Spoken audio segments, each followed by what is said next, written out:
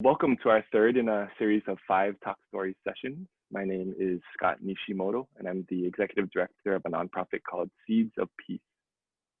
Can you folks believe that we've almost made it to the end of 2020? It's been quite a year. I think for many of us, we're just looking forward to 2021, ready to put 2020 behind us. But I think it's also important to embrace the fact that 2020 has been one of the most intense, rigorous lessons of our lives. It's also been an opportunity to redesign what wasn't working before, redesigning parts of our own lives, as well as redesigning our community and the way our community looks. So on behalf of our co-founders, Dr. Mai'a and Dr. Carrie Urosevich, who are both in this room somewhere, and our board, Paula Adams, Annie Cusick-Wood, Olin Lagon, Eric Johnson, and Aaron Domingo, we welcome everyone. Here at Ceeds of Peace, we believe peace is action. It's more than just a feeling, it's more than just something you study. It's more complicated than simply saying there shall be no wars and no violence. It's action to build peace within ourselves, peace with others, and peace through service to the community. And this here today, this is just one of our several platforms where we invite community to learn about best practices in peace building and then take action afterwards. In our first session, we welcomed our co-founders, Dr. Mai'a and Dr. Carrie Urosevich, to share about Ceeds of Peace and some of our core seed values, such as compassion and connection and courage, just to name a few. And that's why we're called Ceeds of Peace. If you notice, we're seeds with a C for those C values. They talked about being that champion and that positive mentor for our next generation. They talked about being an upstander rather than a bystander.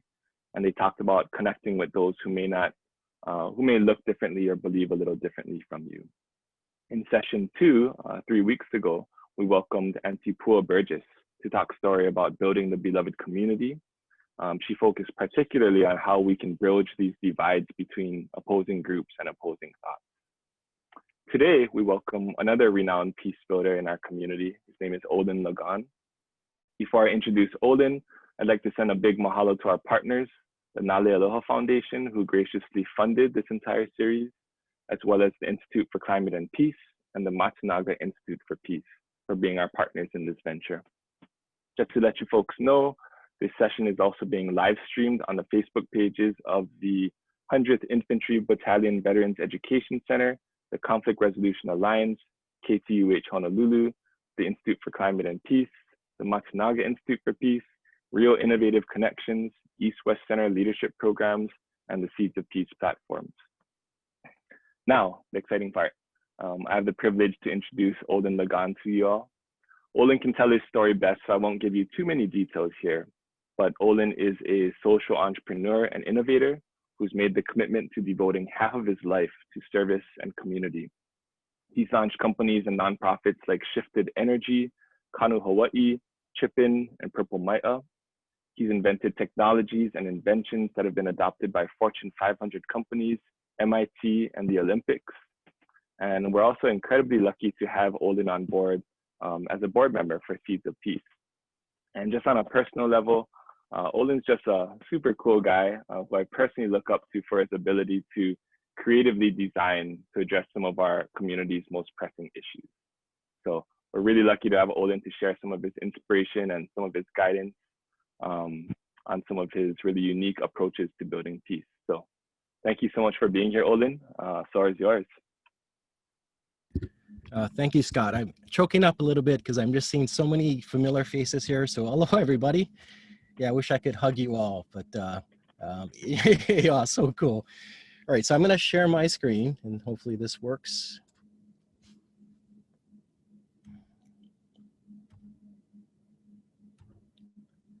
All right, is that working, Scott? You see? All right, perfect. So this is pretty informal. Good. We're good? All right, I'm going to rip through about 20 minutes of just stories that I think share some of the themes that I've learned along the way. And then we'll have some time for questions and answers after. So, and you know, feel free to just chat whatever questions you have. I am a complete open book, so there's nothing off limit. So if you want to ask something, then just go for it. All right, so this is me, my story here. So some of you guys already know my story, but on the bottom right, you see my family there. I've got 2 sons, Ryan and Noah there, my wife, Allison. I've got two dads. You see in the middle, one dad and my biological dad in the upper right. My biological dad immigrated from Sardinia, from Europe, and my mom is half Hawaiian, half Filipino. I've got three wonderful sisters. They're all older than me. And for most of my life, I grew up in KPT, which is in that upper left-hand corner, which is Hawaii's largest public housing. I think my one big takeaway here is most people, not most, but a lot of people who hear that I'm from KPT, they often show surprise, like, holy moly, I can't believe you're from KPT. But, you know, my takeaway there is like, that's not very helpful because the kids there are just as talented as anywhere else on earth, right? So I think that sometimes we have these biases that are projected onto people unfairly. And so I've seen that and been the brunt of that. And it was rough, you know, like I've shared about being stabbed in KPT, being bullied, not having friends. I actually had one friend, but he got killed in middle school. So it was definitely rough, but tons of talent there. So that's my background and my story there. So these are the themes that I'm going to cover today, some big takeaways. And I think you'll see this over and over on the stories that I share.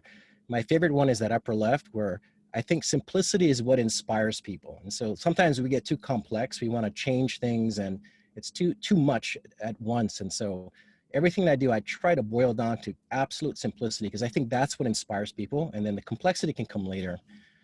My right bullet point up there on the top is just more a philosophy. You know, when you get roadblocks, they're just gifts and I'm super stoked to get them because I get to solve them. And I think that kind of attitude can really go a long way to whatever kind of peace building initiatives you guys look forward. Bottom left, I think the theme you'll see is that I had no business starting any of these companies, nor had the money, but those things are overrated. So hopefully that's inspiring to people that are like me without the experience or money to start these things. And then the last is my plea to never stop learning. Innovation is nothing more than the space between two different topics. And so when you learn something completely different and never stop. So it's a philosophy I've carried for my entire life. All right, this is just the collection of some of the companies that I founded or co-founded and organizations and some of the stories here. So this is the college story. And I launched a company with some friends. And this was the first time that I started to really focus in on the simplicity side. So we ended up building what I call Dropbox, which was just a system that allowed companies around the world to just simply drag and drop the things they needed translated. And then we had this network of translators around the world. And we found that even being a small Hawaii-based company, that just that simplicity allowed us to scale and do some really critically important translations for companies around the world and organizations like the Olympics. So we built other tools as well too, but that to me was my big takeaway was you know, we could have done it a different way, but that simple way allowed us to work with translators around the world and build these systems and work with great companies. So that was my first experience with simplicity in engineering.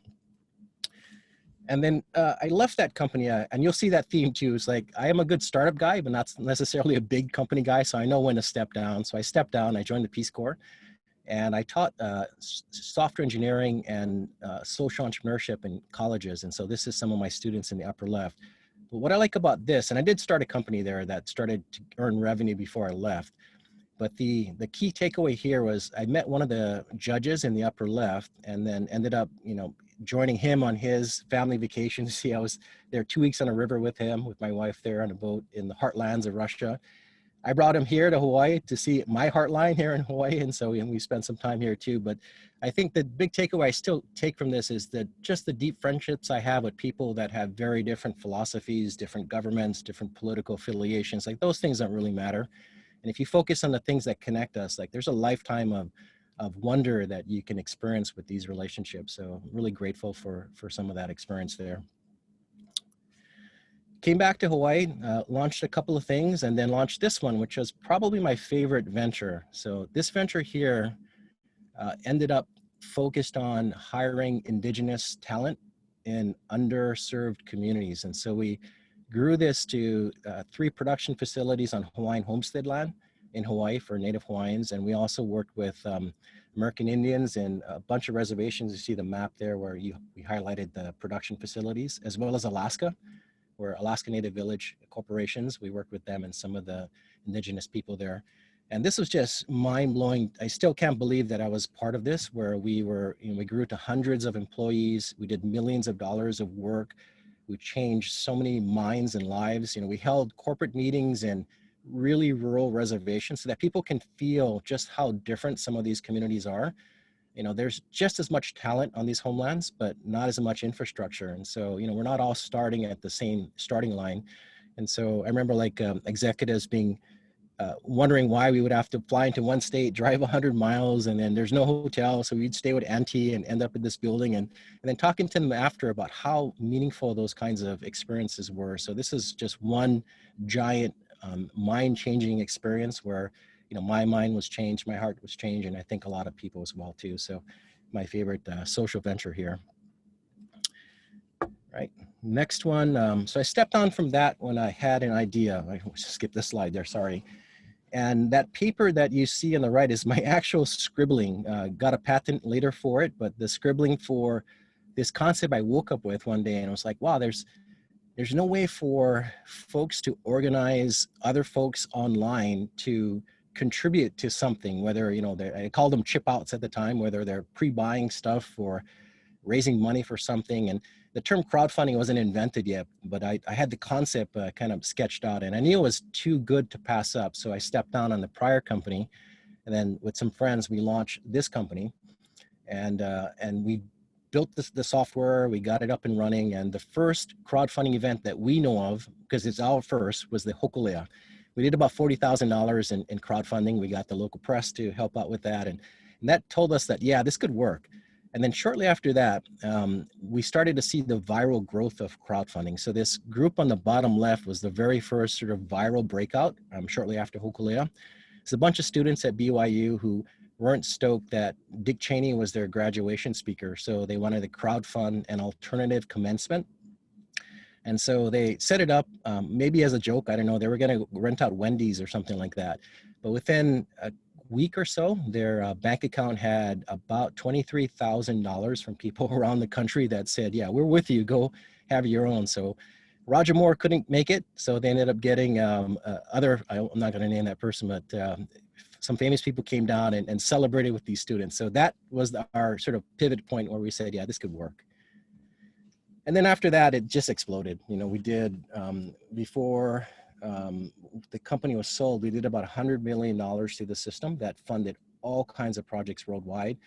We got the press, of course, on the right side, international press, but I was stoked to also work with organizations that believed in the crowdfunding mission. Like Berkeley was the first college to say they wanted to use the college as a vehicle to crowdfund for their students that had these big ideas. And so we built that for Berkeley. The Case Foundation did the same thing, so we built it for them. Dell was the first corporation we know of that wanted to crowdfund laptops. And so if you were going to college and couldn't afford a laptop, you could crowdfund one with Dell. So those are fun. And then, one of Steve Jobs' last keynotes, he actually shouted out, and you see that picture right there is our widget up there in the upper right. And so I was pretty surprised at how far reaching the technology went. But again, super simple idea, just people getting together and chipping in for some kind of purpose. And so that experience really warmed my heart, just seeing the different kinds of things that were funded. So stepped on from that and then launched with some friends an organization that some of you guys know called Kanu Hawaii. And this one was interesting because like a lot of people on this meeting, you want to change the world. Like we had these huge ideas. We wanted our preferred future in the next 30 years to happen, whether it's, around food, waste, transportation, energy. So how do you get there? And so, we're struggling for that. We weren't famous, we weren't rich. So how do we actually affect change at that scale? And so again, going back to that simple concept, we said what we can do and what we can control is that we can make a personal pledge to make some change in our life and make that public. And then some other people can join our pledge, or we can join other people's pledges. And so that was it. Like that was our starting point. And then you can see the map. We got members from every single zip code across the state, as well as expats that are spread out across the continent.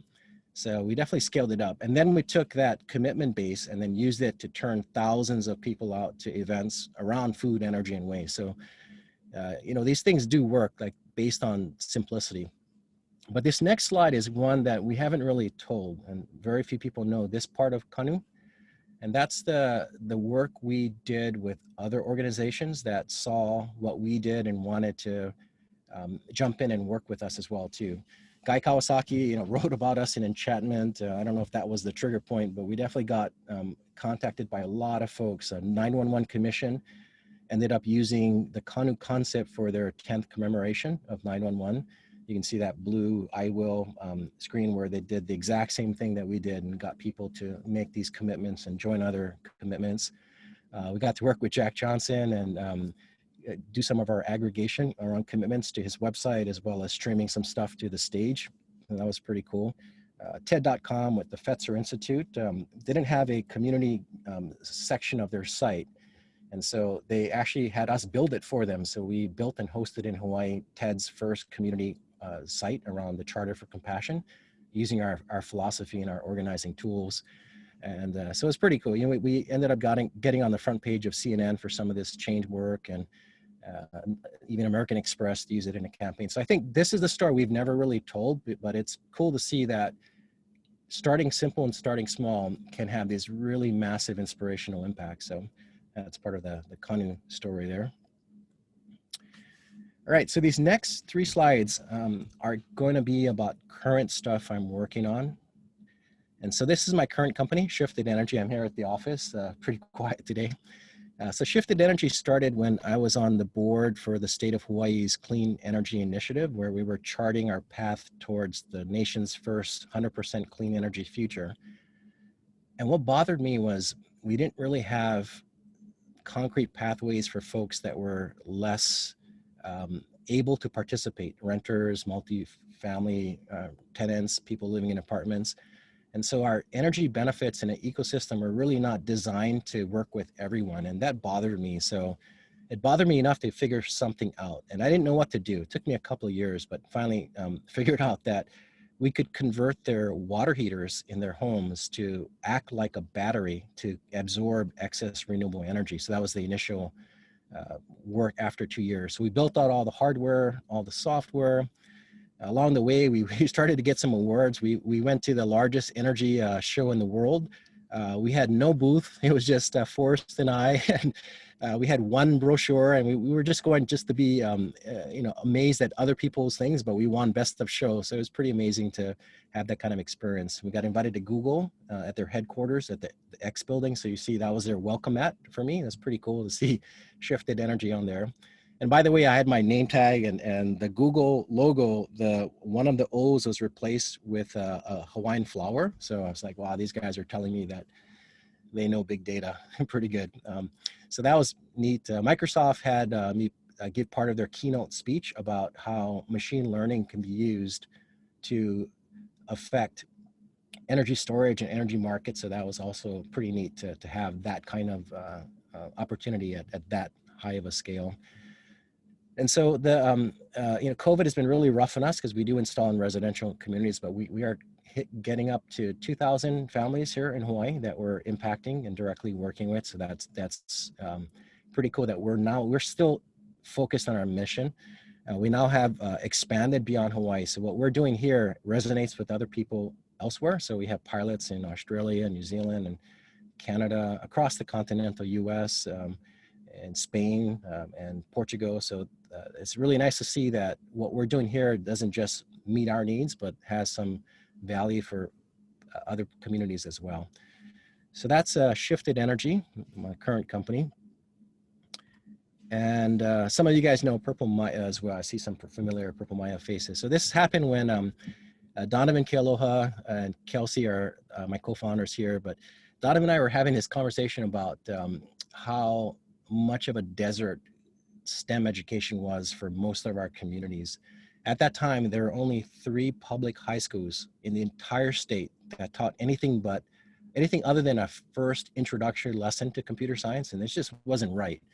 And we visited the private schools, and they had, you can imagine what they had. And so we needed to do something about that. So that was our focus, was to bring semester-long engineering-led STEM classes to some of our most underserved communities, and focused on those that had primarily Native Hawaiian students.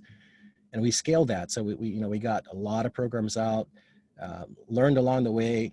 I'm not an educator, so I'm just kind of making it up. Donovan taught Hawaiian. He's an attorney as well, but he taught Hawaiian in public school, so he had a lot of experience. And Kelsey's an educator, so we ended up coming up with some programs, and then expanding beyond that. So we are sitting now at sort of this inflection point where we can have more change. So we've got adult programs that were way oversubscribed that we started. We're going to expand that.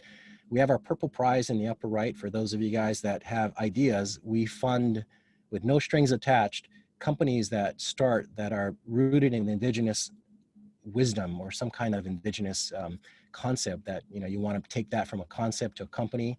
So we work with dozens of companies there each year, and we help them launch, and we provide some funding. So we just finished our fourth cohort, Purple Prize, this year, and we continue to grow along what the community sort of needs around STEM. So, and again, everything here is not just STEM, but STEM rooted in Indigenous wisdom and Ike. So that's Purple Mai'a. We're working on that. Oh, and we also have a lab. So I launched that part, personally connected to that, because I think that for me, a lot of the validation that I got wasn't from my teachers because they're totally biased, or my parents or my friends because they got to tell you nice things.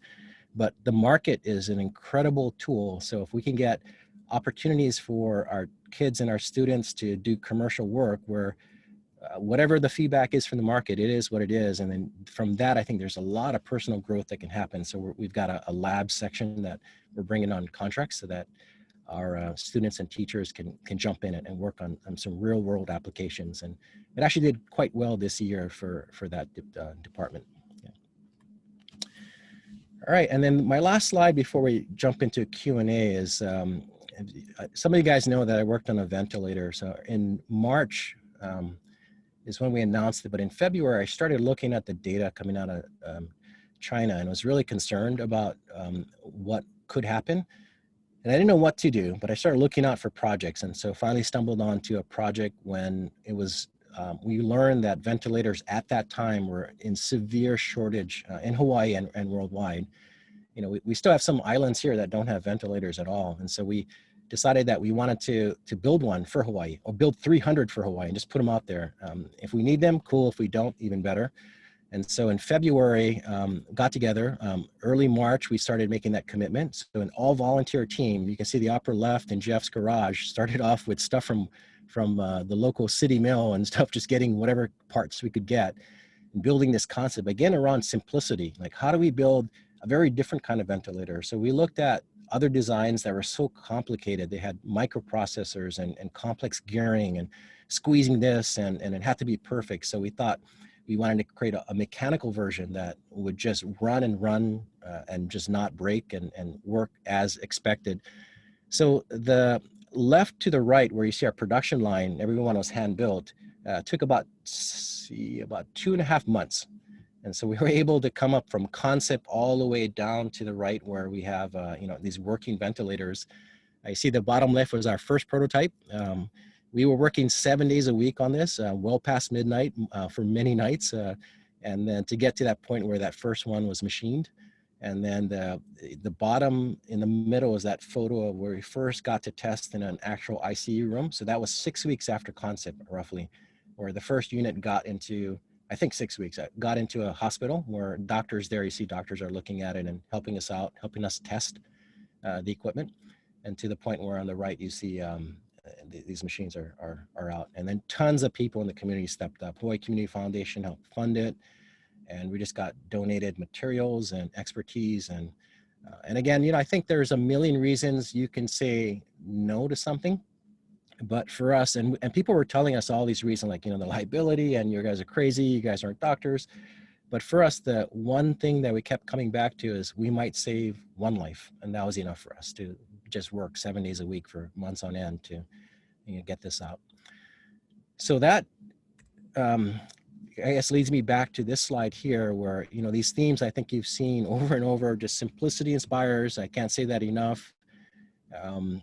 The roadblocks, we have millions of them, and the more the better, because, roadblock to me is a gift to solve. And unfortunately, roadblocks also stop other people. So the more you have, the less people will be there at your side. And so if your goal is to, get something out, then there'll be less and less people as you get nearer to the finish line, because these things are really, they bum people's trips when you see the roadblocks. But I love them. You know, they come and I'm grateful.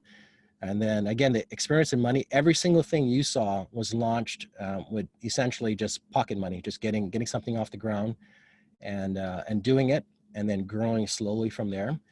And then I think the innovation side, I've got a whole bunch of patents, and I think why these ideas come to me is that I never stop learning. So every year I take maybe 6 different courses in different topics. I take them online.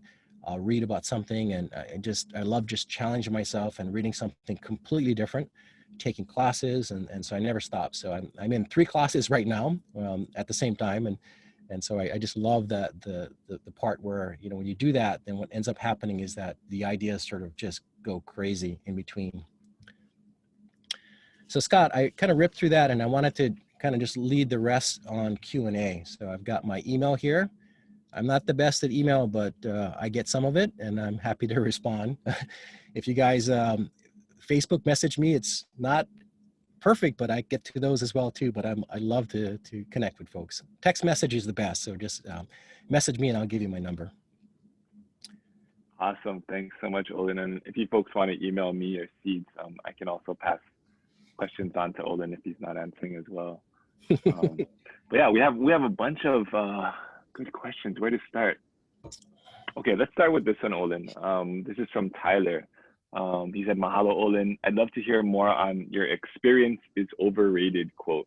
In your view, what is more important and how might one cultivate it?" Yeah, that's a good question. All of my companies, I've had different team members, like different co-founders, like almost every single one. I think Donovan is the only person that I've sort of joined in with a couple.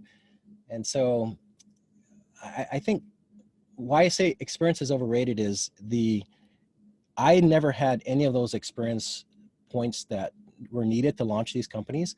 So I made sure that I found it in some other ways, right? So I'm not also biased. And so yeah, I guess it's a really hard one to answer for me. Just I don't, you know, here's another story. So when you started that ChipIn, I remember I was interviewed by the New York Times, and so I was having dinner with the writer in New York, and he asked me, where did our director of engineering go to college? And I remember being stumped, like, wow, I should know that, right?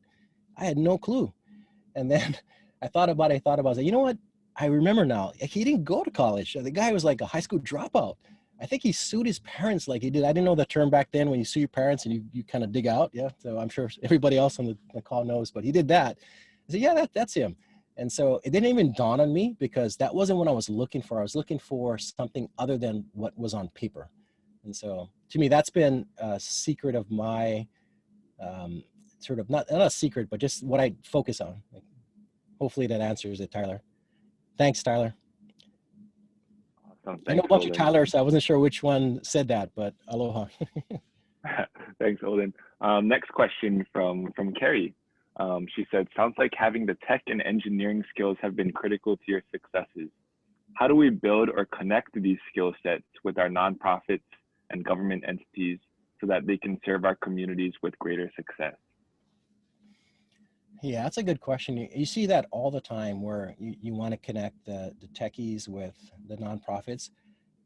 I don't know how successful those things have been or will be, but I do know that those in the nonprofit sector can probably up their game a little.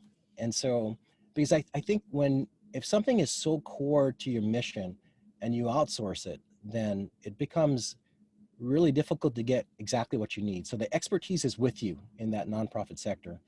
And so I know it sounds crappy, but I think people in that sector could take a few classes, and maybe they're not writing the code, but they understand it enough to then work with the team to get something even better. I also think that the way that I build software is really different. I never like just let the engineers build what they want. So I think what's most important is you got to really script it out completely. So if a nonprofit had an idea and they completely designed that interface, like I want this and then this, you click this, you do that, and you have this clarity of vision, you test it a little bit, it's so much easier to find people to implement that versus just trying to get tech people for the sake of getting tech people. So I guess my bottom line is there's some work that we can do in the nonprofit sector to be better able to leverage that talent, because we have the expertise, and then so we should be driving on some of those tech pieces. Great answer, thanks Olin. Next question is from Paula Bay. She said, very inspiring journey. Has Olin done any work specifically with the youth? And right after she asked this, you talked about Purple Mai'a. But in addition to Purple Mai'a, is there anything else you wanted to add to that? Yeah, you know, I mentor youth when I get asked, but I can't say that, you know, that's probably my weak point too. Like, I wouldn't say that I'm really good at inspiring my two sons who are youth. Like, I kind of let them be how they want to be. And I'm sure there's more structure that, I know there's more structure I should be giving that I'm not. So yeah, I would not call myself anyone that is good with working with youth. I try, but I'm not good at it. Thanks, Olin. I see all your pictures taking your sons to the beach. I feel like those are some pretty good lessons you're teaching them. Yeah, I still have sand coming out of my ear right now. Awesome. Okay, from Trung Lam, he said, how do you measure success? That's a great question. Trung. Yeah, so interesting. Yeah, because Trung is part of the story too. Like, his family, when we talked about people helping with the ventilators, like, his family just donated their space in their warehouse to house everything, like, just without any question, like, absolutely, let's do it. So really grateful for that. But how do I measure success? Yeah, that's a good question. Maybe that's not where I excel as well too. I think that I want to solve a problem, identify a problem, and then I really focus into that problem and solve. So maybe the measure of success is the how well that initial problem has been solved, or whatever secondary problem that came up was solved. All right, thanks, Olin. From Dan Kinzer, along with the skill sets, the never stop learning attitude, time and the team to do the work seem to be a part of the barriers, roadblocks to solving some of our community's challenges. How do we cultivate these? And then Dan also adds, gotta catch them early at Sandy's. Yeah, you know, I hear that all the time. So on my drive here, I do podcasts now at 3 speed. And so my wife thinks it's really unhealthy, but I just now can't do it anything less. Maybe a science one, I'll do at 2 speed. You listen to my audiobooks at 2.5 speed. And so I convert almost 100% of my time in the garden or walking to like learning. And so that alone has gotten me to like maybe 12 books a year and 12 podcasts fully listened to through all episodes by just converting that space between, right? So that's one way we can learn. I also think that, you know, that sense of wonder is important. So a lot of my stuff I got really dumb ideas, and I shared some of the things that worked, but for everything that worked, I have 100 things that didn't. So I've got so many like broken things and a garage full of, you know, electric skateboards that blew up, or, you know, it's like the list is endless. So, but I think you don't, if you're always succeeding, then you're not learning enough, I think. There's still more to struggle through. And so maybe I was like, I was born with it, right? I just love learning. Yeah, thank you. It takes a special person to be able to listen to podcasts at 2 times the speed. I've been doing 1.5 and I rewind a bunch of times because it's too fast for me, and it ended up taking longer than it would have taken just to go at regular speed. Anyway, yeah, I wrote to Netflix for so many times, like they had to add the 3 speed on Netflix. And they finally added it. Yeah, only on the app though. So I'm like, yes, not 3 speed. They got 2 speed. So I use that. You might be the only one watching Netflix at twice the speed of it.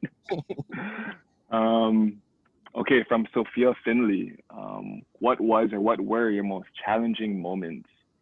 Times when you felt like you wanted to give up? How did you overcome this moment or these moments? Good question. You know, I joke that I'm married now, but it took me like maybe 100 asks of women, like, would you like to go out with me? You know, like if I had given up, then I would still be single, right? So maybe I'm born with that too. Like, cause you know, number 49 rejection is like, yeah, I only got like 51 more to go, right? So I'm almost there. So I don't know.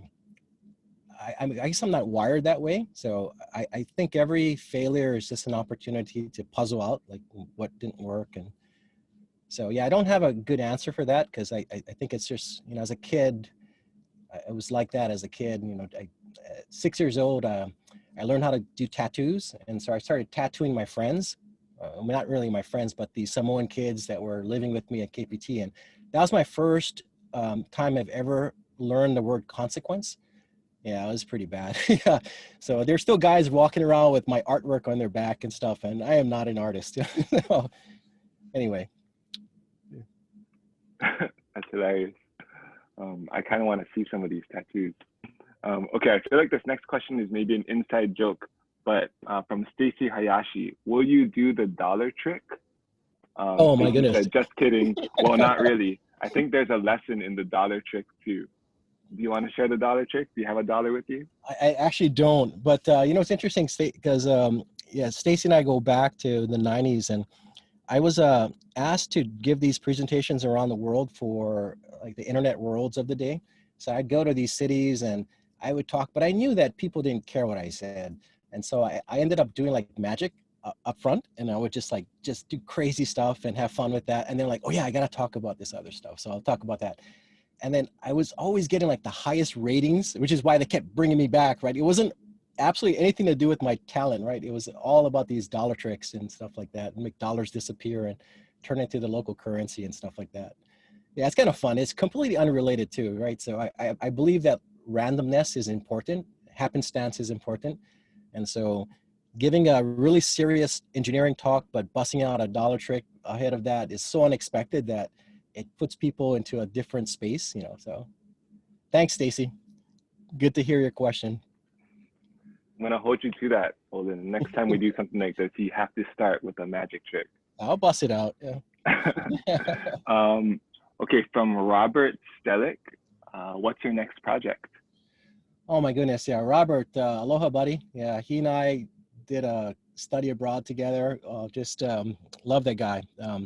His vision around his surf company. I'm sure you guys all know his work. My next project, yeah, so that there's a few things that are bothering me to the point where I think I've got to do something about it. And so one is homelessness. And so I feel really strongly that it should be centered around that. So that's probably the next topic I want to tackle.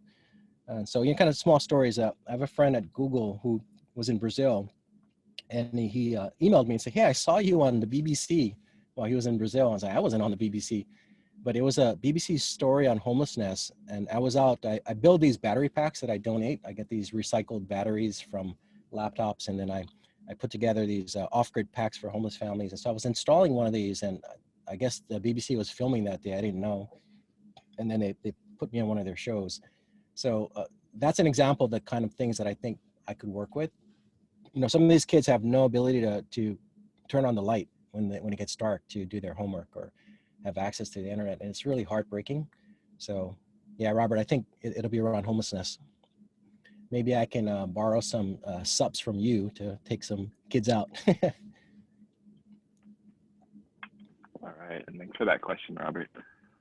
From Jamie Dela Cruz, how do we impact internal bias? How might we provide opportunities for people to realize and impact this internal bias? Yeah, that's a good one. Yeah, you know, like I shared about when people tell me that I can't believe you lived in KPT, it's really sad for me to think, because is that how you think about the other kids that are living there? Because that's a bias that's really brutal and difficult to get through. And so for me, I've taken 4 classes now on nonviolent communication. And I think I need 4 because I don't learn really fast. And so I need maybe another 4, but that's one example of a kind of course that helps you really think through internally and figure these out yourself. Because it's one thing for someone to tell you about it. You know, there's tools online that you can measure bias, like the Harvard Implicit Project. You know, it has some limitations, but it does, you know, reveal some things.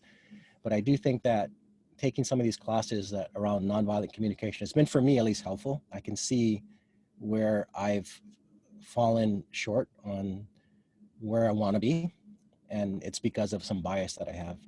And, you know, being bullied, that was probably the biggest one that I had to work through. I really didn't like, I didn't know how to to let it get through me. And so it was stuck for so long. So that took a lot of, I'm still working on that. All right, thank you.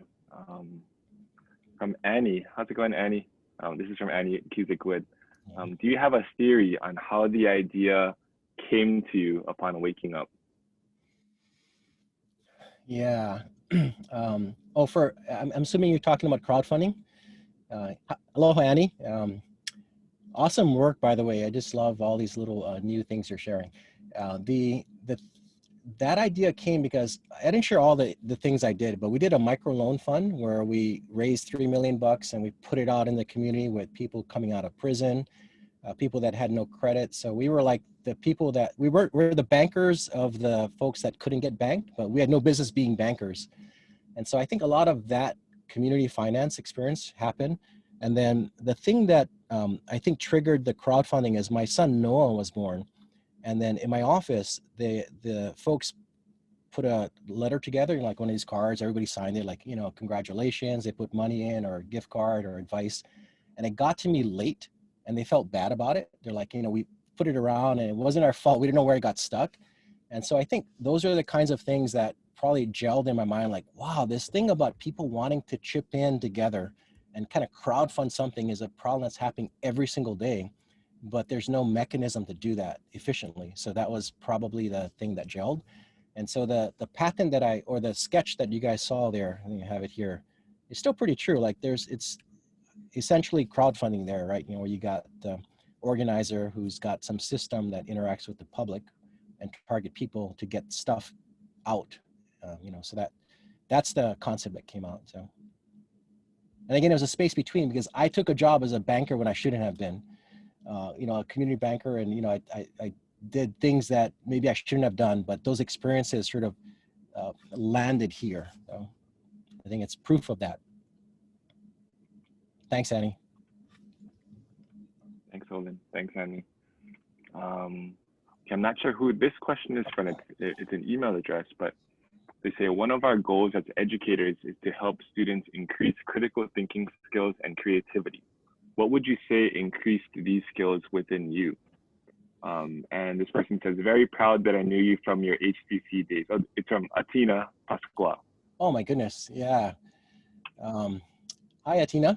Yeah, we go way back. Yeah, HTC was awesome because I dropped out of high school. Not once, not twice, but 3 times. So I ended up going to 4 different high schools. It's not that I hated school. It's just that school wasn't the right fit for me. And so I went to HCC, loved it. We built a Freedom Monument there. So if you guys want to go check out the Berlin Wall, we have a 3-ton chunk of it that we erected with some student raised funds for that. So I worked with the team on that. But I think the question was around focus and what was it? I think one more time, Scott, was it the question around focus?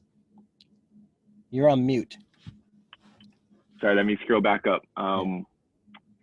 One of our goals as educators is to help students increase critical thinking skills and creativity. What would you say increase these skills within you? Yeah, that's a good question. I don't know. Like, as a kid, I remember going to the library and there were 2 books on computer programming. I think I was 8. This was in 1980. So I borrowed both of them and devoured them. And my mom borrowed money so I could get a used computer. And then I begged her to take me to the local users group, which she never took me back. It was like a bunch of guys in their 60s and me as an 8-year-old. She's like, yeah, it's not for you, dude. And so, but I think so I don't know if I have a good answer because I think I'm wired that way. Like everything is interesting. And I'll see something in nature that I don't understand and I'll look it up. So yeah, I don't know how to inspire that, but I do know that like how we name purple Mai'a. Purple is the rarest color in nature. So you never see it unless you look for it. Then you see it everywhere.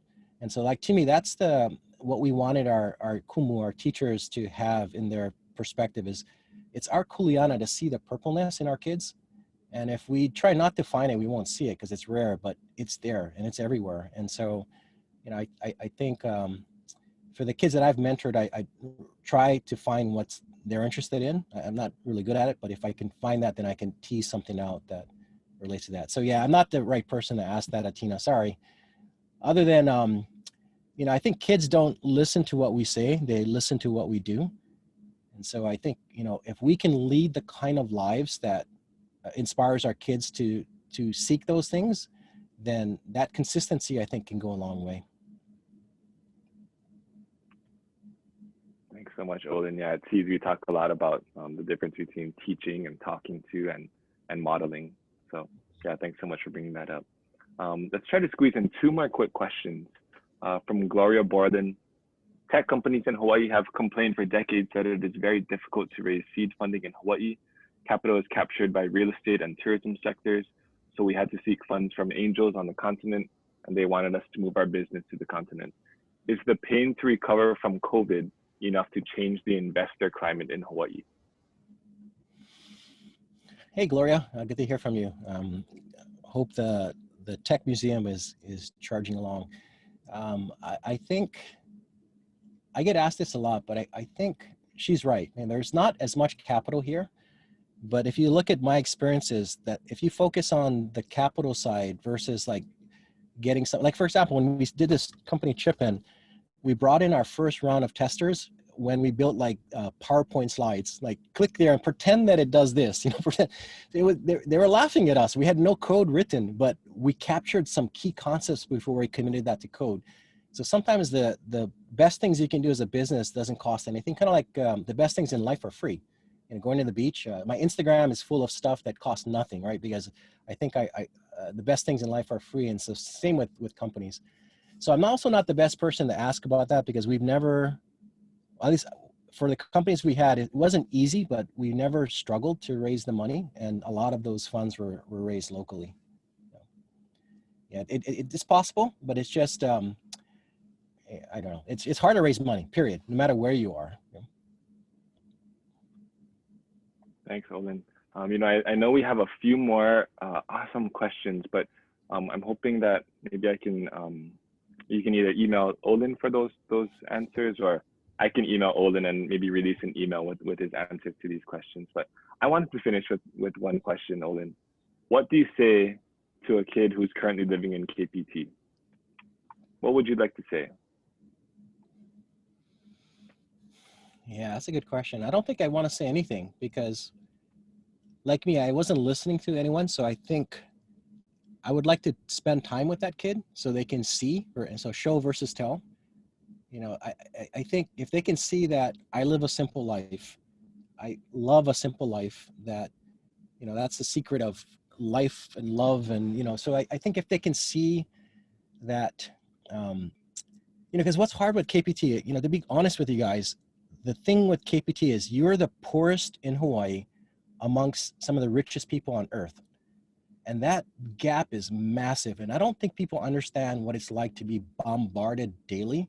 So these kids in KPT are seeing that every single day. Every song they hear, every show they watch, every CEO they see drive by in a nice car, like they're just getting bombarded by that. Every kid at school that talks about Disneyland, and it's nonstop, right? So I think if I can be a voice that's not that, then that's enough, I think. So that would be my answer. Like just be real with the kid. Yeah. Show him my bus up clothes and puka shorts and all that stuff, right? So. Yeah. Awesome. Thanks so much, Olin. A couple comments just came through. Trunk said, Olin rarely gives an answer you would expect. I love it. And then Dan said, in quotes, I don't want to tell them anything. I want to spend time with that kid, end quote. And he said, reframe on education. I think that's so spot on. Can I end with one where I learned? Go ahead. I feel a little choked up. So with Purple Mai'a, we started this class on Maui with a school where every kid was kicked out of the DOE. Like they're not truants anymore. They're not even part of the DOE. It's like criminal. And so I was assigned to this one girl. So I flew up to Maui and we're going to teach them software engineering and how to build video games. So I sat next to this Hawaiian girl and so I asked her name and I asked her if she had a computer at home. And then she told me, you know, Uncle, I don't. I live on a beach. And I felt like crap. Like what a crappy question to ask this girl, right? Just like, do you have a computer at home? And so I learned that from her, like just the perspective of like this girl who didn't have anything, right? And Then what also blew me away with her was we were tracking her progress. Since this is computer related, you know, she would score pretty high and get her things done and then would just crash and then score high again and then crash. And so when you look at that traditionally, you think like, what's going on with that? Like that was the most beautiful pattern I think I've ever seen in education, because when she was crashing, you know what she was doing? She was helping the other kids catch up, right? And if you don't talk to them, you miss those things and those cues that that sometimes we, you know, so I think sometimes we're measuring the wrong things. And so anyway, that's one gift that I got from her that's still giving. So I learned a lot from her. Oh, thank you so much, Olin. I wish we had another couple hours with you, but maybe we'll do this again. Yeah, maybe early next year we should do a follow-up. You know, I forgot to mention this in my intro, but Olin reminds me of the Doseki beer guy, the most interesting man in the world. His stories never fail to blow me away. And for me, it's not necessarily the stories about inventing crowdfunding or engineering this or that. Those are super impressive, Olin, but it's your stories about KPT and the Purple Mai'a stories and the stories about building batteries for houseless families. Those are the stories that really, really blow me away. And there's just not many people like you out there. So yeah, thanks so much, Olin. At Ceeds, we talk a lot about this 360-degree approach to peace building, the idea that we need to wrap youth in peace building practices, not only in school, but in homes, in community, in business, right?